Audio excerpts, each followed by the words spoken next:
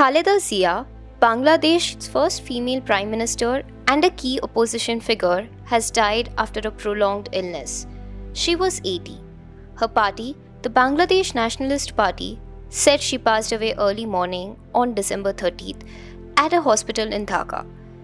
Doctors had earlier described her condition as extremely critical and said she had been placed on life support. News of her death prompted supporters to gather outside the hospital.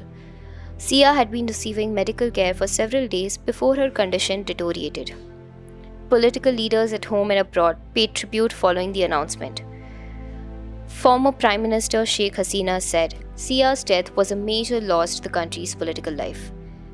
India and Pakistan also expressed condolences, acknowledging her role in Bangladesh's public life. Prime Minister Narendra Modi said on X that he was deeply saddened by Khaleda Zia's death. He conveyed condolences to her family, supporters, and the people of Bangladesh.